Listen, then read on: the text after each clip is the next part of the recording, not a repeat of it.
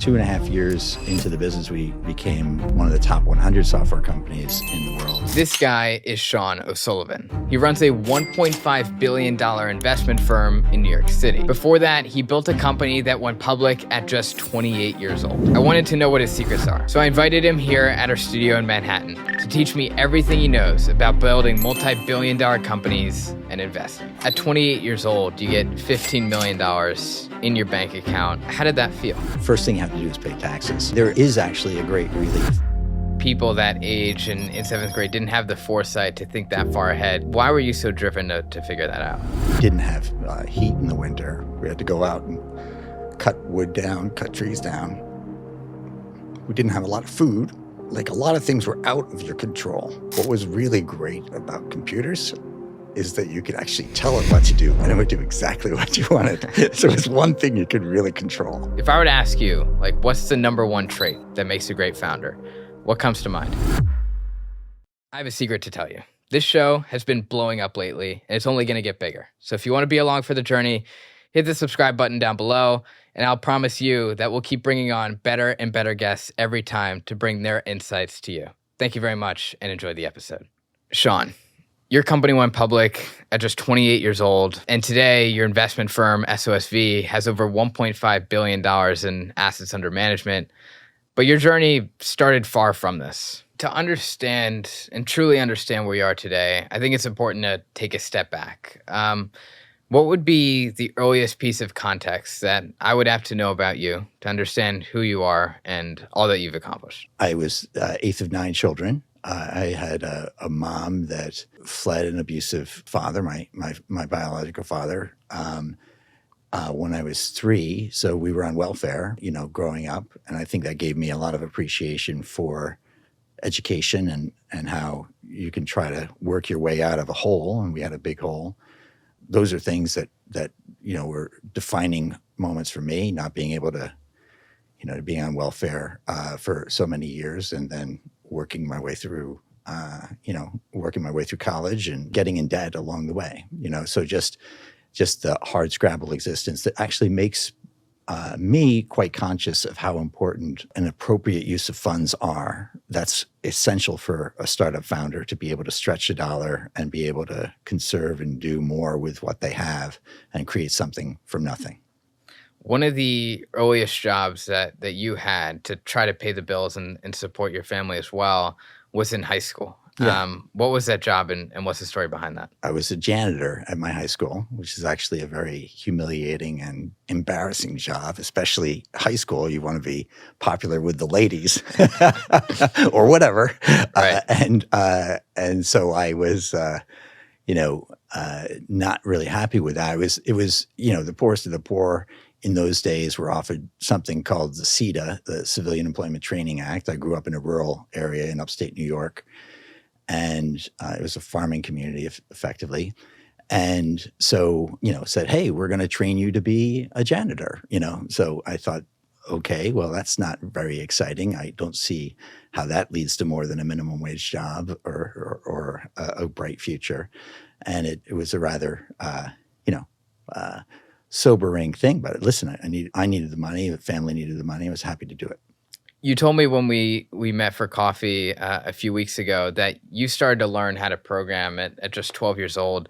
Now, back then, this was before, places like YouTube existed. How did you start going about learning how to code, especially when you didn't have a lot of resources growing up as well? Yeah, actually, back in those days, which was the late 70s, even before personal computers existed, you had to dial into remote computers using timeshare computers. We had one of the systems that would dial into one of the state's computers. It was 300 baud, which is an incredibly slow rate. I don't know how many, it's like 1,000 times slower than broadband. It was a teletype machine type of thing where they hammer out character by character and you could talk to the computer effectively. So that was how I started to learn to program. And so I would sneak into that in the off hours and try to learn something about programming. Then I leveraged that to get a job in the county. And actually that enabled me to, when I got that job as a janitor, actually apply, go speak to the people at the county and say, hey, I can get paid from the Civilian Employment Training Act to just sort of volunteer and do work for you. And I'll just help out, I'll just take your punch cards or whatever it was in the day, or, take the tax rolls and take the, elections type of databases and things like that. And I can work in this data processing environment. And that's what got me an opening, an entree into the world of programming.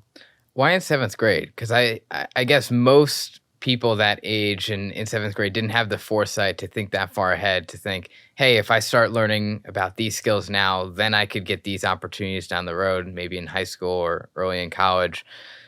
Why were you so driven to figure that out? Well, actually, when you think about a background of someone who is, poor, I mean, we didn't have heat in the winter. We had to go out and cut wood down, cut trees down. We didn't have a lot of food. So like a lot of things were out of your control. A lot of things were out of your control in that kind of environment. What was really great about computers is that you could actually tell it what to do, and it would do exactly what you wanted. So it's one thing you could really control. That was attractive to me, and I knew that there would be jobs in it. I thought there would be jobs in it. We were very, very early. It was very, very early in the scene. So I was able to leverage that into a good career. As you continue to hone in on these computer skills and programming in college, at around 21 years old, you decided to found a company called MapInfo. It was pretty revolutionary at the time. I don't think anybody did it yet. What was that company, and what were you building then? Yeah, MapInfo was the first company in the world to put street maps onto computers, PCs. And you could actually just type an address into the computer and you would see a map. Now, people do that these days when they're getting around the city into their phones, but it's the same sort of thing. For the first time, people could do that, type a street address into a computer. And we were able to leverage government databases, which had never been used effectively for that purpose or at all, to then have that work across many cities. And then we mapped the whole U.S., and then from there we mapped more of the rest of the world and made that available to corporates and to less to individuals initially, because the corporates would pay and we had higher prices for the software back then. But it was the first time that millions of people learned how to use maps and computers to replace the old paper maps. Why did you want to put maps on the internet? What was the story there? Well, I actually didn't know what I was going to do. I was working my way through college, and I worked for IBM. I worked for a think tank outside of Washington, D.C. to pay my way through college. One idea that appeared to me was that, hey, if I take technologies that are just at the cutting edge now that nobody's really using, and I combine these technologies in interesting ways that nobody yet has done, that I could, by definition, be the first in the world to do something. At the time, the hard drives were like 5 megabytes. So you can't even imagine how small that is. But there was a new technology coming out, CD-ROMs, that allowed for half a megabyte, 2,000 times smaller than a gigabyte. And we figured out a way technically to put all the maps in the United States on one single CD-ROM. And so that made it seem like, hey, you could do this, you could make this available, you could sell this to businesses for mapping out their databases. We started with cars, in fact, but when we discovered how long it took the automobile industry, 7 years, 8 years, to implement a feature change, we said, okay, we have to get to revenue much faster. How are we going to do that? And we pivoted to just doing information systems that allowed people to do it on computers. And I heard a story that although the government was helpful early on, the NSA ended up, quote unquote, stealing your source code. What happened there? Actually, and it was, I don't think it was the NSA. It was a different 3-letter acronym. There were a couple of incidents with a Soviet sort of diplomat came to visit our offices, and we were told, like, hours after we were visited by, in that case, I think it was just an FBI person. They told us, we want to know what this guy is doing. He's one of the diplomats, but he's actually a spy. And we want to know if he wants to buy the software or whatever. So we kept tabs on that, because back in those days, having a map of all the streets in the United States would be considered a big security risk. Now everybody just does it and it's just accepted. But back in that time, it was a very different era. The various government agencies were trying to figure out how we did our maps so incredibly fast. So we'd invented a new type of database, a visual database that could display these maps at that time, probably in about 2 seconds, or, a half a second to 2 seconds on a computer. They couldn't figure out how to do that. And they said, we have to basically figure out how they're doing this in order to keep our defense apparatus and defense mapping and all that sort of thing up par. So they came and they secretly bought a copy of the source code, and they did it through, at that time it was the president of the company, but I was considered I didn't need to know. So it was a need to know basis, and they paid for the source code handsomely, and that was nice. We saw a little revenue, bump. It was just part of normal business. We were doing a lot of business across hundreds of corporations, and we were much, much faster than anyone else in the market at the time. You mentioned you were doing business across hundreds of corporations. What were the growth strategies that were different when trying to scale the business from 0 to $1 million and then million to tens of millions of dollars in revenue? Well, actually, a lot of the strategies are the same strategies you would have today. We were doing something that was brand new that people couldn't do any other ways. We were trying to publicize stories and get a lot of PR and free coverage. And we were able to do that monthly or quarterly, different magazines, PC Magazine, all those places. We were able to get a lot of coverage back in the day.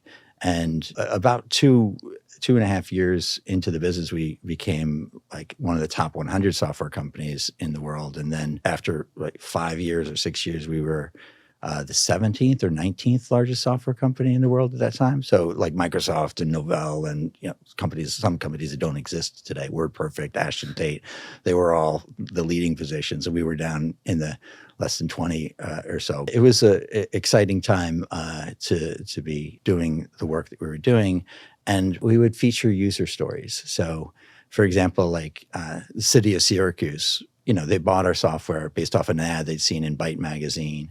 And they said, we need to map all of the criminal activity that's happening in the city of Syracuse.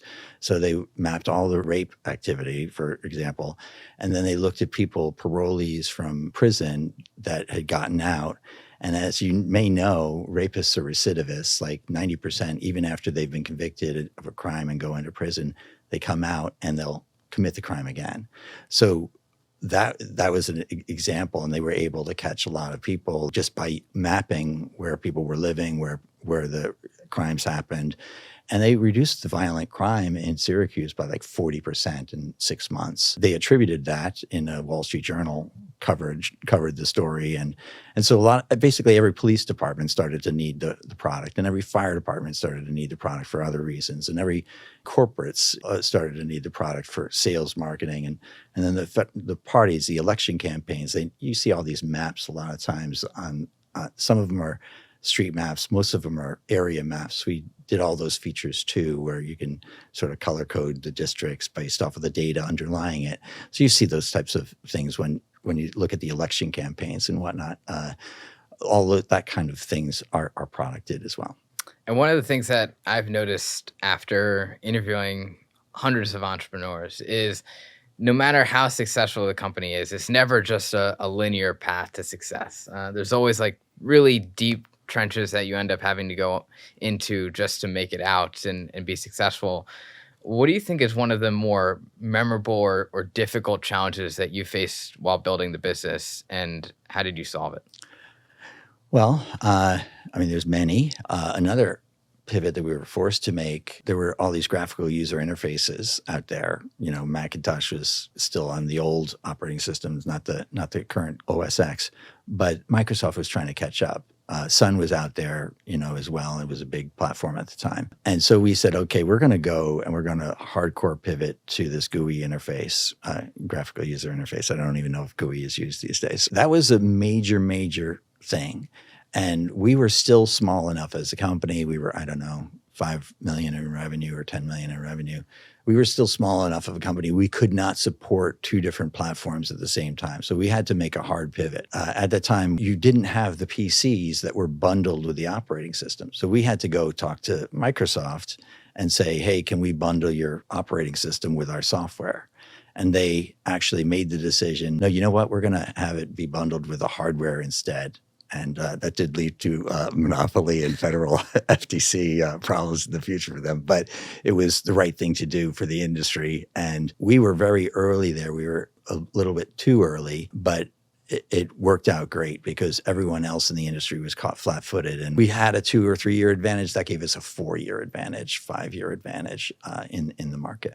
So you become one of the largest software companies in the world. I think you said 18 or 19 on that list. Yeah, it wasn't that big. Back in the day, that like just to make the top 100 list, I think was 2.5 million in revenue. And then I forget what we were, 50 million in revenue or so. I have to look back, Right. Back then the software companies, the PC software companies were not like they are today. When did you realize that you wanted to go public and take that next step in the business? Whenever you borrow other people's money to run your business rather than bootstrapping it. Now, Shamus, are you bootstrapping your business? Yes. You have control. You can make the determination, as to when you want to sell or if you want to sell or go public or whatever someday, whatever. Get liquidity for your investor, which is you and your partners. But in our case, we got family and friends to invest in the business. And then we got one venture capitalist. Even after we were profitable, we got a venture capitalist to invest in our business, Greylock. And why did you get a VC to invest after you were profitable? Well, just really for their advice, Okay. And people always think that it's about the money, but frankly, it's better just to get your money from your customers. It's always better to get your money from your customers than it is to get from the venture capitalists. So we banked that money. We were already profitable at that time. We never spent the money they gave us. It was only $1 million. And they only bought like 15% of the company, which still is a pretty, it's like a $6 million post-money valuation for a company doing up to 100,000 in profits a month at that time. It was still worth it for their experience and their help, especially in the later stages on going public. They knew the ropes there. They could introduce us to the right people. It was great to have that external eye on the business as well. So you get Greylock to invest. You're doing $100,000+ in profit a month. Later on, you eventually do a lot more and decide to go public. At 28 years old, you get $15 million in your bank account. How did that feel? First thing you have to do is pay taxes. Don't we love the government, right? Which is fine. That's fine. I appreciate the fact that somebody needs to pave the roads and somebody needs to build the schools, and generally taxes are going to do that. So as it went public, actually, I resigned from the board, and that also enabled me to have the choice or the option to sell at any time. I went on to tickle some other fancies, effectively. So I went and I became a musician, actually here in New York. Worked out of a studio on 8th Avenue in the near the Port Authority, and which is a bunch of bands were in that building. And then we got a lot of gigs, and we put out an album or two, and that was a different chapter of my life. One of the most frequent things that I've heard from founders that build and sell their business for massive exits is that they feel this weight come off their shoulders initially. Like they feel on top of the world.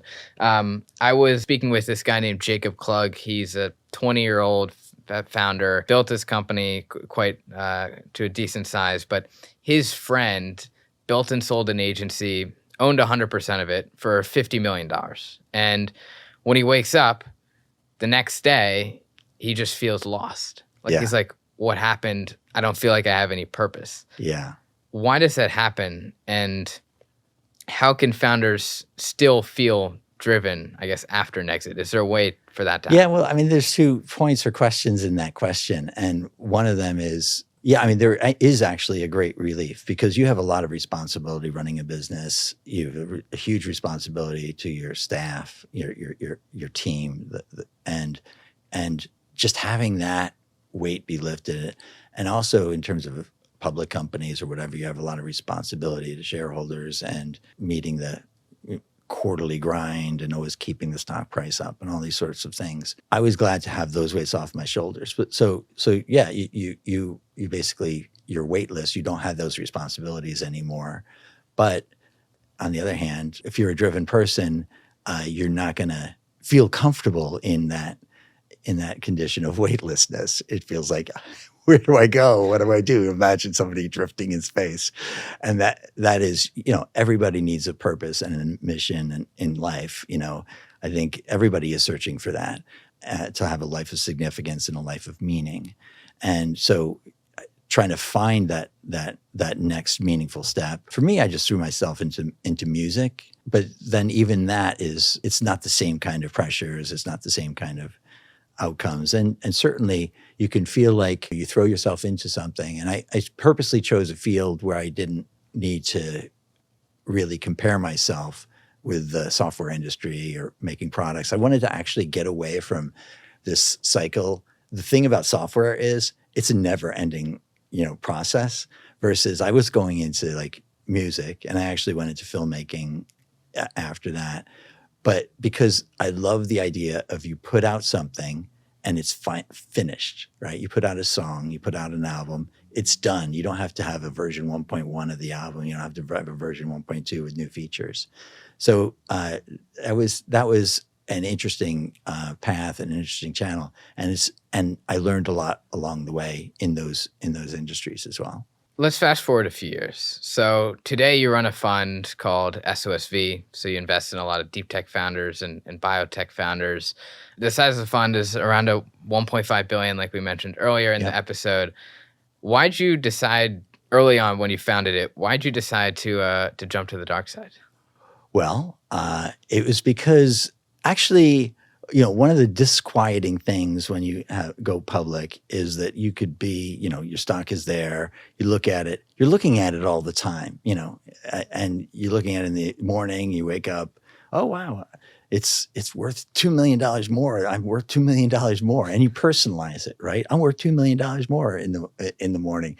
And then in the afternoon, it could go down $4 million or $3 million. And it's just a whipsaw, which is completely unrelated to anything you have control over or connection with.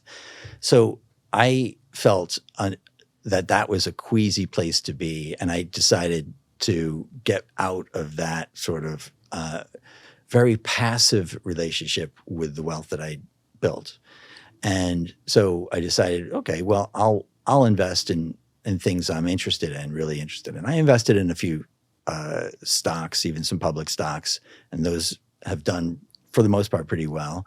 Apple, Amazon, Netflix are some of the ones where I acquired significant positions. I was interested in just having my money work actively to build and create. So that's why I've devoted, nearly all of my wealth and the wealth that I've accumulated since then into direct investments into startups. Did it feel risky at first when you're diverting a lot of your wealth? It feels really risky. And it is really risky. People don't realize how long it takes to be a decent investor. It's not something that happens overnight. It's something that takes 5 years to discover and maybe 10 years to really discover if you're any good at it. I made a lot of investments into friends that worked out. And I also made a lot of investments into people who I didn't even necessarily know all that well, and some friends where it didn't work out. And those didn't work out experiences, especially if you get yourself into a situation where you're like the sugar daddy, where like they come to you, you're the guy providing the money. That's the worst situation to be in, because it's basically some sort of like parent figure thing, or like getting your allowance or something. You really want to be in as part of a consortium or as a professional investor rather than and so that is something that we develop at SOSV, is to help the companies get funded by multiple sources rather than just one source. So it takes a long time to become a good investor. What have you figured out that others haven't, who are maybe earlier on in their investing career? You have to know all of the steps of the game. I mean, just even the legal terms. I even have a little blog called VC lingo video. It's on YouTube. And it just talks about what those terms actually mean. It's for founders and funders, but mostly for founders. Just knowing what it means, liquidation preferences, knowing what pay to play means, knowing what all of the different legal things that go into your investment documents, what rights they have and what rights you don't have. It can, as an early investor, you could be, wiped out by a clause that you didn't even understand. You said, oh, what's that mean? What's that really mean? And we'll see. And then when you see, it's basically, a down, perhaps in the midst of a down round, and you're getting completely wiped out and you don't know what to do. Whereas, you could just simply re-up your pro rata portion, and if you have a pro rata right, and then you sort of roll the dice again in that newly reformed cap table. But anyway, like all of this is really hard for people to understand. So it doesn't happen overnight at all. And people have to have the real experience and the stomach, dropping reality of putting in $500,000, $1 million, $2 million into a round, and then 6 months later, it's gone. It's all gone. And it was gone for stupid reasons that you should have known about, and you find it out after the fact. And the other thing is, they say on Wall Street, there's about 10% of people that work on Wall Street are psychopaths. Yeah. I don't think they call them psychopaths. I think they call them sociopaths. But, it's just like the people that are attracted to money are often the kinds of people that you do not want managing your money or are good stewards of your money. So that isn't, I don't think, as high, certainly not in deep tech, but there is that element of wannabe founders that will, take your money and just blow it, or improperly use it or buy things for themselves, or, we've had people that buy like sailboats. This is really happens, wow. And it's horrendous to discover you've funded a psychopath, that is lying to you about everything. They can lie about the books. You can see these accounting statements. Yeah, they're going more or less to plan. They could be faking everything, right? So you definitely, this is why the VCs have the controls that they do, is because they have been screwed before. And so people often, when they look at these investment documents, say, oh, what is this right? This isn't fair or whatever. It's because the investors are also fiduciaries. They're managing other people's money, and they actually have to make sure that they're not getting screwed, as part of the process, whether that's budgetary approvals or, voting rights on a fundraise or whatever it may be. So it helps to have those experiences happen to you, even though it's incredibly punishing and you lose money. You then really learn how not to lose money. And through your fund, you've invested in a lot of first-time founders as well. I've heard you talk about on a panel before that you think first-time founders are underrated. Why is that? The top 10 most valuable companies in the world, probably 6 of them are first-time founders. Apple, of course, Amazon, of course, Alibaba, if that's still on the top 10. I don't know if it is or not. Google, you can go on. There are second-time founders that are very, very, can do okay. Netflix, Reed Hastings, it wasn't his first rodeo. Right.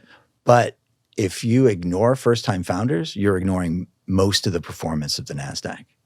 I think even NVIDIA was a first-time founder. I think Jensen Huang. I think he was, yeah. Yeah. So those are all reasons why would you not try to be backing first-time founders? You're going to miss out on all the returns. And so getting in early, even with a sub 10% position into some of these startups, even with dilution and whatnot, is likely to give you great returns if you're finding those gems. And one of the things that VCs can tend to do pretty well is pattern recognition. Yes. It's a whole part of the job. If I were to ask you, what's the number one trait that makes a great founder? What comes to mind? A relentless dedication to the mission of the company, really knowing what their purpose is in life for the company's life, even more so than for their own life. A lot of founders and the wrong kind of founder is going to be about serving themselves rather than serving the mission of the company. And so the wrong founder is going to try to be staying in the CEO, even when they really should move to a CTO position or bring in COOs or bring in the other talent that's needed, just because they're fixated on control. So people who are too fixated on control in a business where you control very little, and when you're trying to create a new industry, you control very little. You don't control the customers. You're really being of service as much as you can to your staff, to the shareholders, to the professional investors. So like you're really at the bottom of the stack in some ways. We're looking for founders that are thinking that way, that they have all this weight on their shoulders, but they're willing to take that weight. I think the other thing is, you had to be unhappy with the status quo. What could be possible in the future if it was run differently? And that, I think, for a great founder, those are the things you're looking for. Someone who can see a new future, is unhappy with the present, and is willing to take a sacrifice, whatever it takes. It could be 7 years, before they see any liquidity. And they have to be paying the others that are on their staff more than they pay themselves, obviously, because they're stretching every dollar, and they need the talent, and so they need to be compensating themselves less than they could earn in a regular job. So that kind of dedication is what creates the kind of change makers that we all admire. What is a mega trend that founders should be paying more attention to today that they might not already be?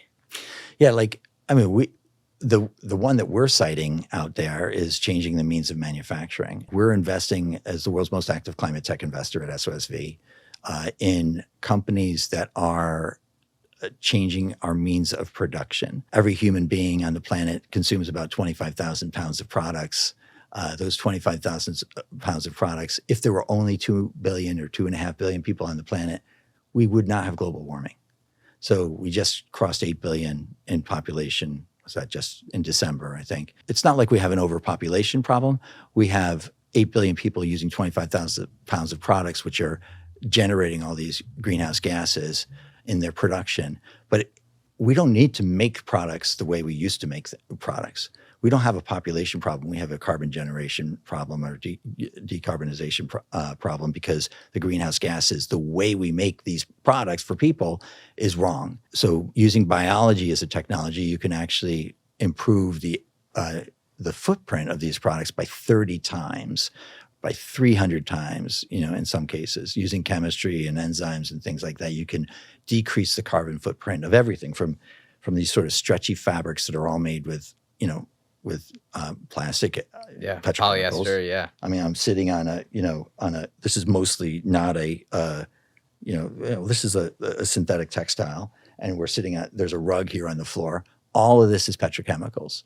This is the reason why we are, as a planet, and this is not concrete, this is just brick walls, but across the street and everywhere else, people are building with concrete, which also is producing all these greenhouse gases. We actually have to go through this is the megatrend that I'm giving you an example of.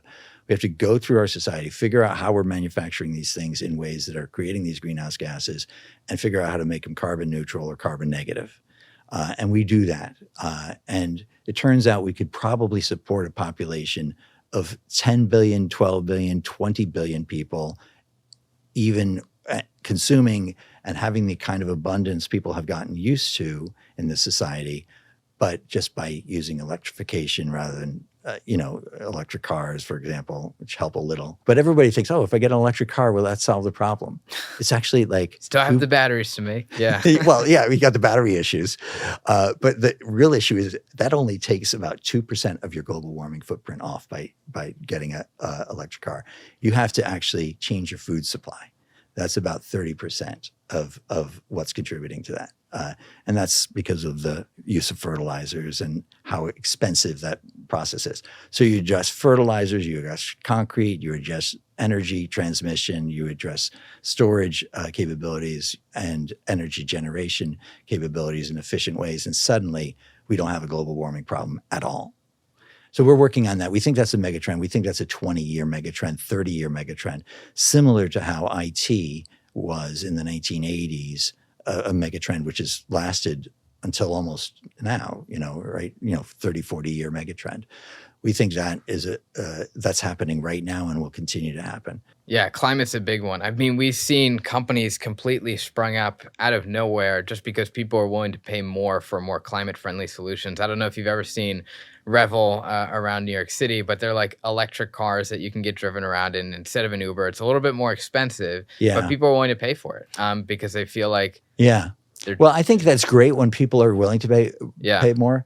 Our basis of thought is that people are not willing to pay more. Yeah. And so you have to actually, even though it's great and it will give you an accelerant, and some portion of the market, maybe 4 or 5%, 2-3% of the market is willing to pay more.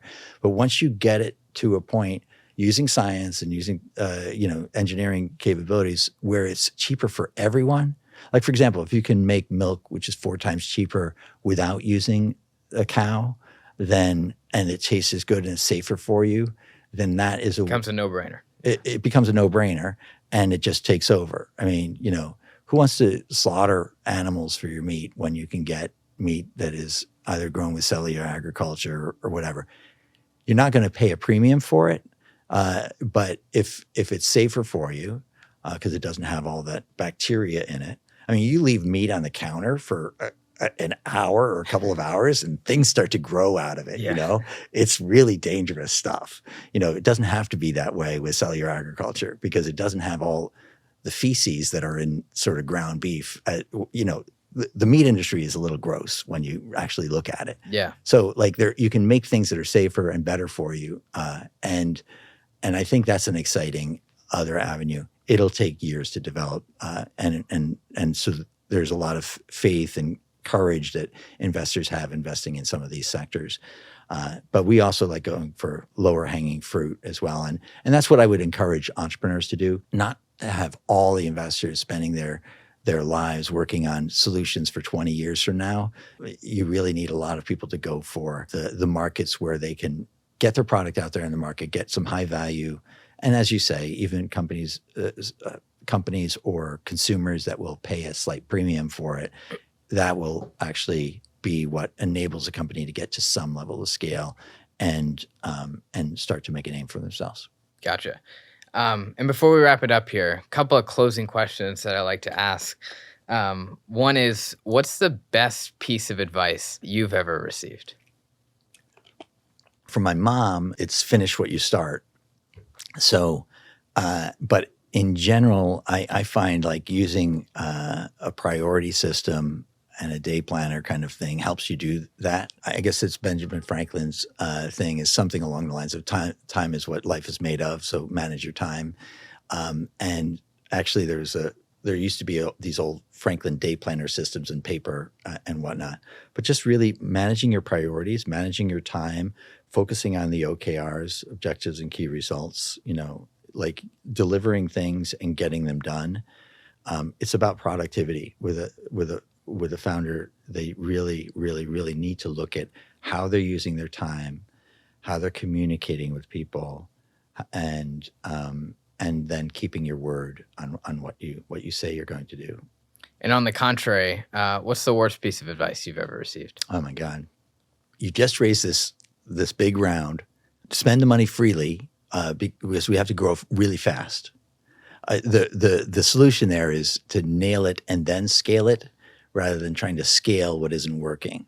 Yeah. And so I think it's the worst. A good piece of advice is nail what you're doing. Have the first 100 happy customers before you try to have the first 100,000 happy customers. If I slid you over a phone and you could call yourself right before or right around the time when you first started your company, would you call? And if so, what would you say? Some of the things that you learn in life are, we all have character flaws and we all have weaknesses. And I don't know that it's a real weakness because it probably helped me become better, but a very introspective person, but I also beat myself up a lot, right? Because, I should have done more today. I should have gotten this thing. I didn't do what I said I was going to do. I think that probably leads towards a successful entrepreneur. It doesn't necessarily lead to a happy life, when you're just beating yourself up all the time. I would have sort of I don't know that I would actually call myself and say, "Hey, take it easy. You're doing your best." Then you pat might me on not the go as back. hard. Yeah. Yeah. So I don't know if I would make that call. Gotcha. Awesome. Well, I think that's a great way to end it. For any founders in the audience that are building in the areas that SOSV invests in, feel free to take a look at the link in the episode description down below. And thanks, Sean, for taking the time to join. It Shamus, was a a great pleasure. pleasure chatting with you. Thanks so much.